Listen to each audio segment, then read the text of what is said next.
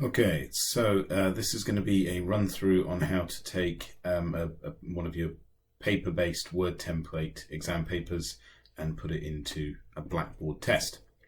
Now, the reason for doing this is Blackboard tests are a really great way of creating and saving and automating a great deal of the assessment process. It also gives a level of standardization to the assessments, because a big thing you want to think about in going online with something is what other online activities are students going to be doing, particularly in the case of exams. And therefore what you don't want to have is a student sitting one exam one way and one exam another way. It's one thing for paper-based exams to have different sections, section A, section B, section C, multiple choice, short answer, long answer, do 3 of these 6 or 1 from each section. That's one thing, but the way in which it's delivered and the way in which it's marked and the way in which things are uploaded are entirely different things, and therefore we need to be mindful of that in giving a consistent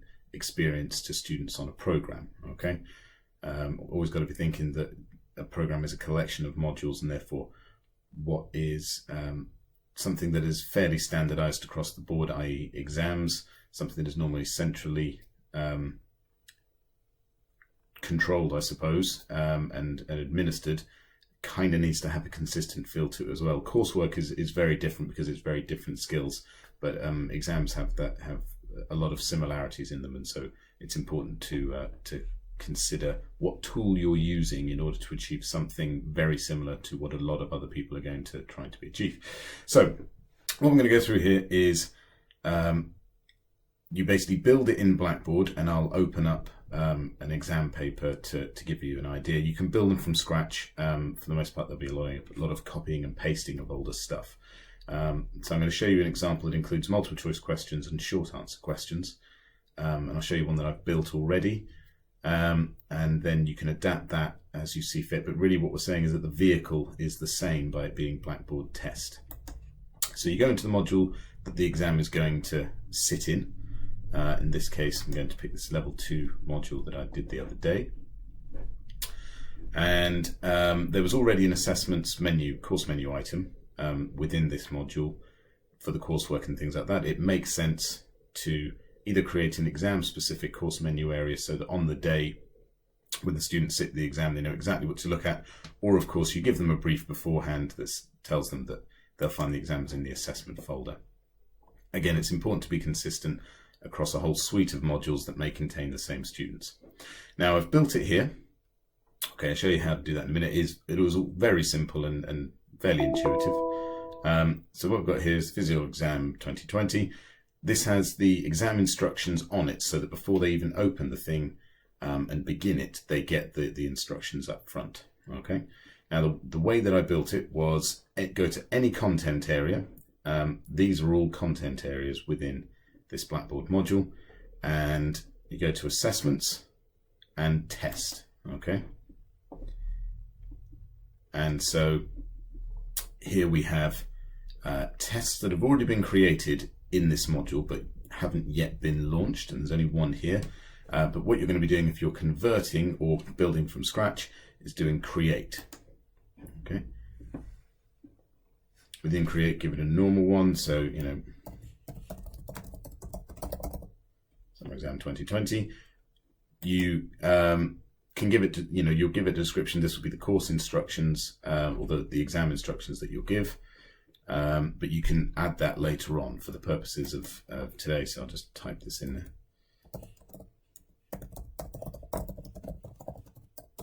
Okay, but you can edit that later. Then submit. And it really is just working through the buttons. Now here, create question. For the most part, if you are adopting a paper-based one, you're either going to have short answer questions, essay questions, or multiple choice questions. Okay. If you've done online assessments before, you may have varied online questions such as matching pairs, sequential, word bank, spot questions, all the kinds of ones that I use in my iSpring quizzes. But for the purpose of this, because we're adopting old into new, as it were, there's only really a few of these question types you're going to use. So multiple choice, where there's only one correct answer, as opposed to multiple option, multiple choice, which would be one or more correct answers.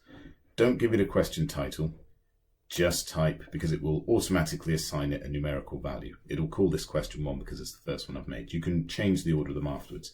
So what you would do is paste in, copy and paste the text of your question there. And so what you want to do here is go to your exam paper in question. It's a good idea to strip out all the formatting that you can. So remove any bullet points, any numerical bullet points, anything like that. And because it will take bullet points and indentations with it. So just select, Control C, go in, Control V. Now, because there may be different font sizes, font variations in your exam paper, even if only subtle, it's a good idea to do Control A and just tap on this remove formatting, and it will default back to Arial size 3 or 12 point in Blackboard. Then from there you just scroll down. In the case of this original paper there were 5 responses, so I have to change the number of answers to 5. It will then briefly refresh, and then all you do is copy in each one.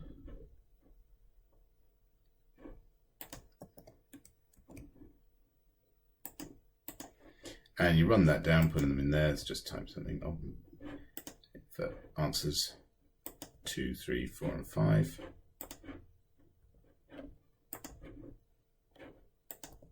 And then select whichever one is the correct answer by clicking on the radio button. Then you do submit and create another, because you're just doing a series of MCQs. And so you repeat that process over and over again, lots of copying and pasting. There's no easy way around this. You can import questions into a Blackboard test, but the way that you have to set them up, they can only be imported from a delimited tabbed Excel file. And the way that you have to set that up in terms of the cells, there's no way of converting an existing exam paper into that format to import it in. So it is a lot of copying and pasting job. It took me about an hour to copy and paste and reformat, I suppose, a 40 question MCQ with 8 short answer questions, and that was with quite a lot of removing formatting. So it doesn't take that long to do, and the point being, once you've done it, you can save that and you can add questions to it later if you decide to go online forever. You can add new questions, you can reformat it, you can add in different types of questions, you can have it choose from a question bank. So once you've got it in place there, you then you have that question, you have all your questions locked in, and then what you're going to do is run through a series of options. There we go. So we've got one question there, and that is pretty much it done. All right, so here's the upload questions if you had an Excel thing available. You can assign different points to it, so you can give each MCQ, if you tick all the questions that you want to have that, and see here I've typed in 1 point because they're currently worth 10, and update. There you go. And now that question is worth 1 point. All right. You can manually add the questions this way, so click on the plus and choose various types. What I'm going to show you how to do now is simply a short answer, because that's the other kind that you're likely to wanting to be convert. So again, you just type in what the question is. You don't have to be giving it a number. So okay. Makes no sense as a question. There we go. Choose the number of rows. Good idea to choose the maximum, just to give them lots of room to work without it being ridiculous. And then you can change some of these. You can add a rubric if you want to see the marking criteria for different questions, but that's largely going to be in the area beforehand. So then you submit that. That one is done. Okay.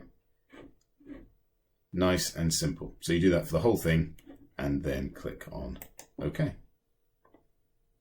Now I gave that short answer question 10 points, and now see here Summer Exam 2020 is listed in my bank of exams that I can use. Then click on Submit.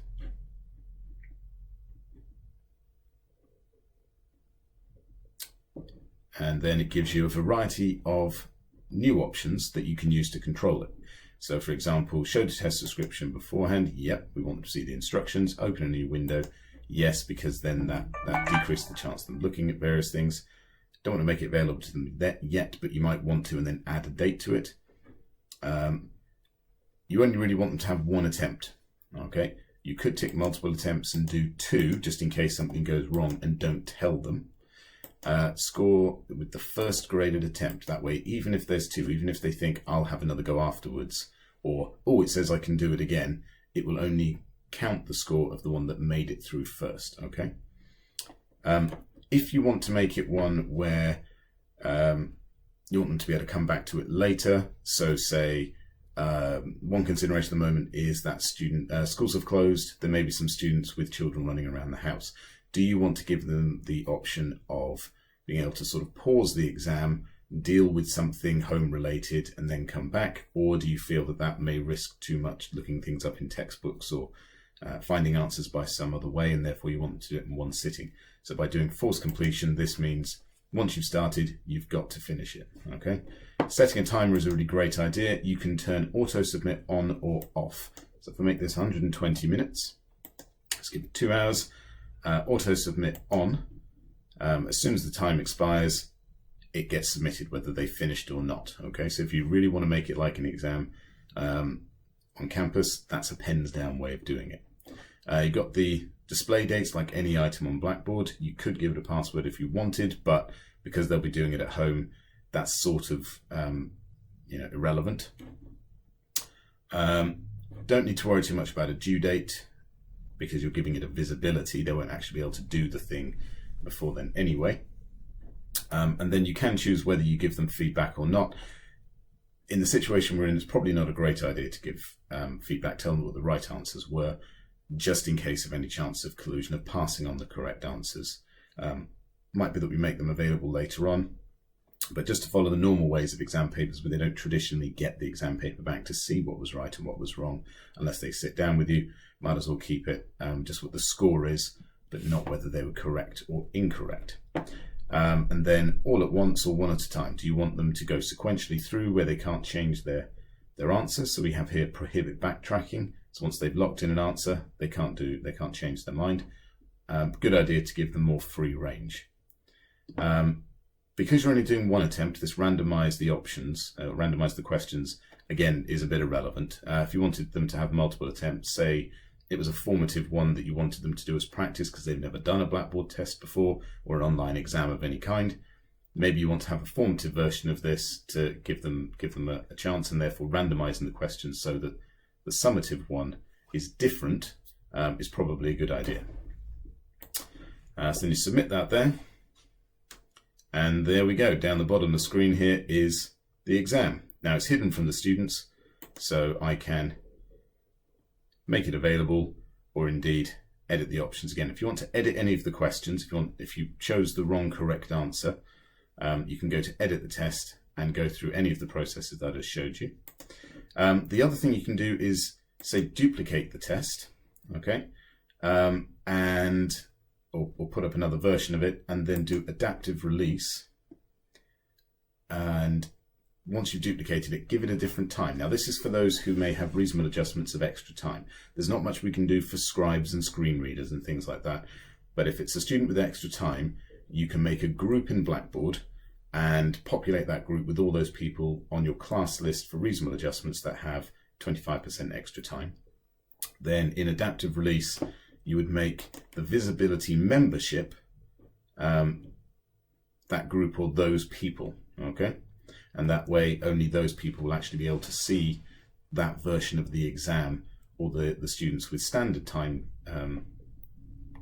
conditions, I suppose, won't be able to see it. Okay, so that's a way of creating something of the way of reasonable adjustments while still having a time limit on the thing. Now I have, with the paper I made up here, even though this is my area, I tried Googling the answers to the multiple choice questions, bearing in mind it had a time limit on it with auto submit. It was very difficult to find the correct answer to an MCQ in less than a minute. And really that's what MCQs are often based on a minute per question. So there's not too much risk, I think, with looking up answers. And if you decide, if there is a decision made about how it's going to be timetabled, then that should take account of any kind of collusion possibilities there are. So that's really how you make a Blackboard test. You can do it for multiple choice questions or short answer questions or a combination of the two.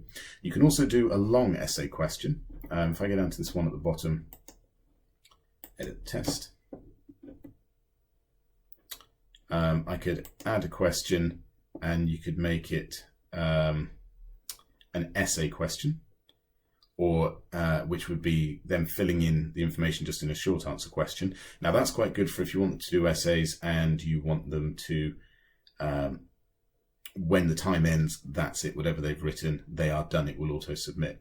The other way you can go, if you want to incorporate references or particular formatting or diagrams, anything like that, you could have a file response question. So the file response question would be the actual question of the exam or the essay, whatever it is, and they would write their response in Word or Excel or whatever the most suitable format is and upload that for you to mark. So it involves opening the document just like you would a piece of coursework and marking it that way, which gives you more free rein on how you mark it and how you provide feedback, if you do provide feedback. But if they haven't uploaded a file by the time the exam ends, they wouldn't be able to. So it's almost safer if you want to put an auto submit aspect to the conditions by having it as an essay, because it saves as they go. They can click on a save button, but it does save most, I think every keystroke. Every now and then it pops up and says response saved, and it saves what they've typed so far. So if you want to make it lock down, pens down at the end, go with an essay question. If you want to not have an auto submit, you can give it a time, and then at the end of that time they have to upload their file, however long that takes them to do. So there's a bit of variation in there as to how you can control it, and that's going to be down to the module leader and whatever's most appropriate for that kind of assessment. So I hope you found that useful.